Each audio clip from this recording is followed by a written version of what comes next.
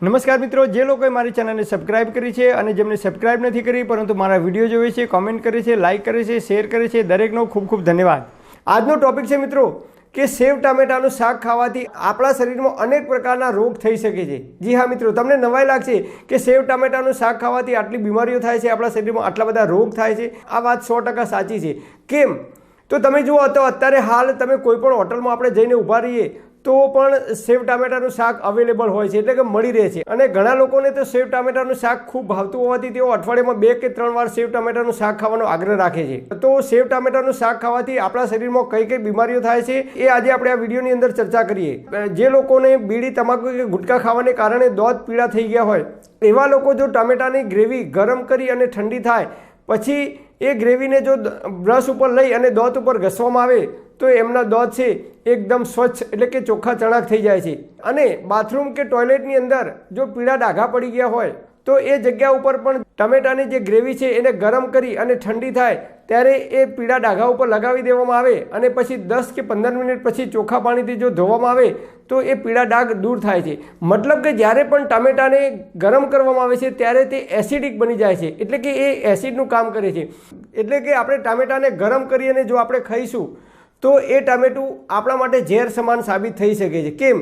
તો ટામેટા ગરમ થાય ત્યારે એ એસિડિક બની જાય છે અને આપણા શરીરમાં જાય ત્યારે આપણા શરીરની અંદર યુરિક એસિડનું પ્રમાણ વધે છે।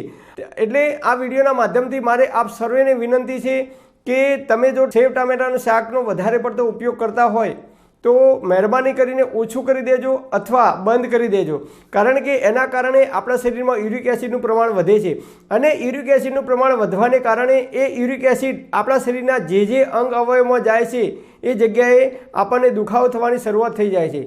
દાખલા તરીકે ઢીંચણનો દુખાવો થવો, કમરનો દુખાવો થવો, ખભાનો દુખાવો થવો, હાથ પગના સોધાનો દુખાવો થવો, ગોઠણનો દુખાવો થવો, પગના તળિયે બળતરા થવી, દુખાવો થવો, જે જગ્યાએ યુરિક એસિડ જાય છે એ જગ્યાએ આપણા શરીરની અંદર દુખાવો થાય છે। અને બહેનોને મારી ખાસ વિનંતી છે કે ઘણીવાર બહેનો ટામેટાને કાપી અને વઘારની અંદર નાખે છે, તો ટામેટાને કાપી અને વઘારની અંદર ક્યારેય નાખવું નહીં।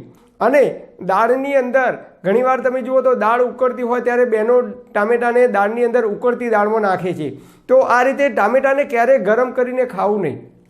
તમે ટામેટા તમારે જેટલા ખાવા હોય એટલા તમે ખાઈ શકો છો, પરંતુ કુદરતે જે સ્વરૂપમાં જે ફોર્મમાં આપ્યા છે એ સ્વરૂપમાં તમે ટામેટાને ખાશો તો તમને કોઈ પ્રોબ્લેમ નહીં થાય, એનાથી તમારા શરીરમાં ખૂબ ફાયદો કરે છે। તમે દેશી ટામેટા અથવા બજારમાં જે મળે છે એ પાકા ટામેટા તમારે ખાવા હોય તો તમે ભરપેટ ખાઈ શકો છો, એનાથી કોઈ નુકસાન થતું નથી। પરંતુ ટામેટાને ગરમ કરીને દાળની અંદર નાખીને કે શાક બનાવીને કે એની ગ્રેવી બનાવીને ગરમ કરીને જો એ ટામેટા ખાવામાં આવે તો એ આપણા શરીરને ખૂબ નુકસાન કરે છે। તમારે ટામેટા ખાવા હોય તો તમે સલાડની અંદર ટામેટાનો ઉપયોગ કરી શકો છો, અથવા દાળની અંદર કે શાકમાં તમારે ટામેટાનો ઉપયોગ કરવો હોય, દાળ કે શાક ચડી જાય એટલે કે બની જાય પછી ગેસ બંધ કર્યા પછી એની અંદર તમે ટામેટા ઉમેરી શકો છો। તો આ રીતે જો તમે ટામેટાનો ઉપયોગ કરશો તો આપણને ઓછા નુકસાન કરે છે। આપ સર્વેને મારી આ વિડીયોના માધ્યમથી ફરી એકવાર વિનંતી છે કે જો તમે સેવ ટામેટાનું શાક અથવા ટમેટાની ગ્રેવી કે ટમેટા ગરમ કરીને કે દાળમાં નાખીને આ રીતે જો ગરમ કરીને ખાતા હોય તો મહેરબાની કરીને ઓછા કરી દેજો અથવા બંધ કરી દેજો, નહીં તો એના કારણે આપણા શરીરમાં યુરિક એસિડનું પ્રમાણ વધે છે અને એના કારણે આપણા શરીરમાં જે જગ્યાએ યુરિક એસિડનું પ્રમાણ વધે છે એ જગ્યાએ આપણને દુખાવો થવાની શરૂઆત થઈ જાય છે।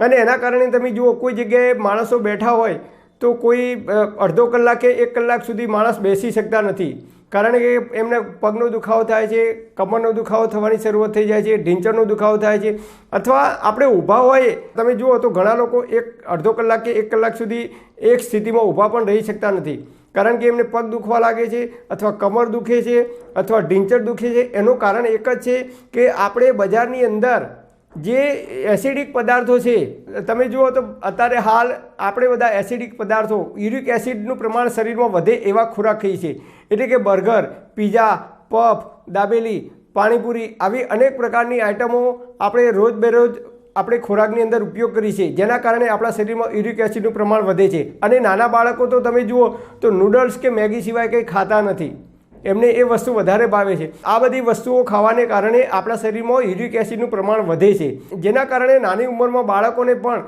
થોડુંક કામ કરે છે કે થોડુંક ચાલે છે તેઓ થાકી જાય છે. ઘરકામ કરતાં કરતાં કે રોટલી વણતા વણતા પણ ઘણીવાર બહેનો થાકી જાય છે. એનું કારણ એક જ છે કે યુરિક એસિડ વધે એવા ખોરાકો આપણે દિવસે ને દિવસે વધુ લઈ રહ્યા છીએ. ખોરાકની અંદર આપણે જો પરિવર્તન કરીશું તો આપણા શરીરની અંદર લાંબા ગાળે કોઈપણ પ્રકારની બીમારી નહીં થઈ શકે અને આપણે જેટલું પણ જીવીશું એટલું નિરોગી અને તંદુરસ્ત રહી શકીશું. આપ સર્વેને પરમપિતા પરમાત્મા નિરોગી અને તંદુરસ્ત રાખે એવી મારી હૃદયપૂર્વક પરમપિતા પરમાત્માની પ્રાર્થના. Thanks for watching my video. Thank you.